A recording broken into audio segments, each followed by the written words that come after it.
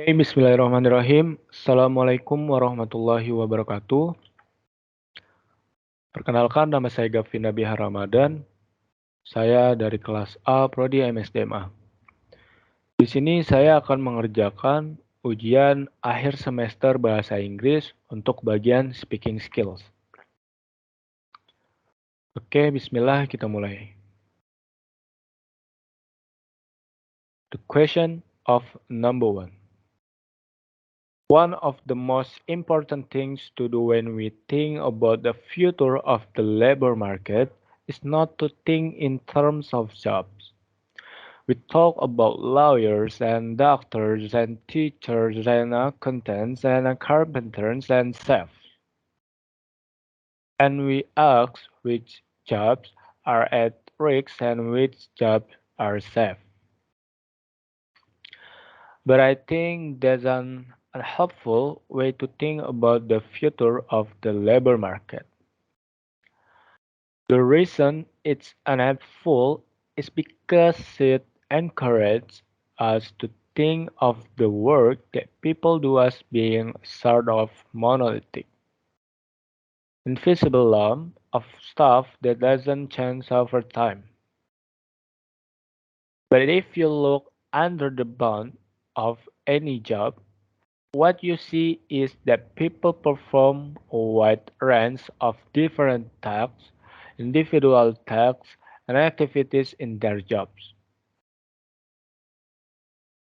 And so, when thinking about the future of work, a very important starting point is to think bottom up in terms of tasks rather than top down in terms of jobs. Otherwise, the risk when we think about jobs is that we get trapped in a mindset where we think the only way technological change is going to affect work is by destroying or creating entire jobs. Thinking about text helps us to understand what has happened in the world of work at the turn of the century and what might happen in the future. If you look at the US labor market, for instance, the most distinctive feature over the last few decades has been the hollowing out of the labor market. Many middling skilled jobs have been lost to technological change, but many lower skilled jobs and higher skilled jobs have been harder to automate. Why has that happened? When you break down jobs in the labor market, it turns out that the sorts of tasks that we can most readily automate, routine tasks, are the disproportionately concentrated in middling skill jobs. So we have moved to question of number two. For question number two, I choose picture 3. Why did I choose this picture? Because I am a person who likes sports. It's evident, because since I was young, I liked the game of basketball. Until in high school, I became the head of basketball at my school. If I can choose more than one picture, I will choose the second picture too.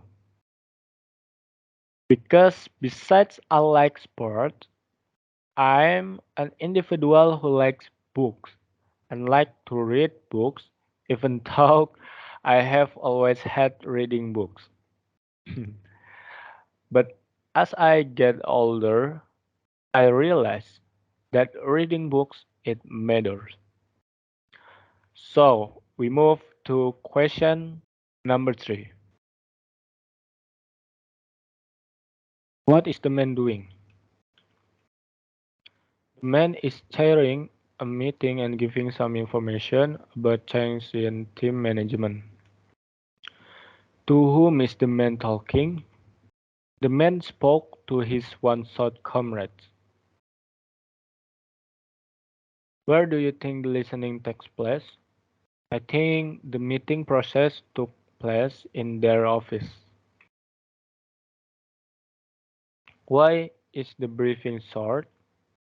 The briefing was short because they were all busy. When is the new head of department starting to work?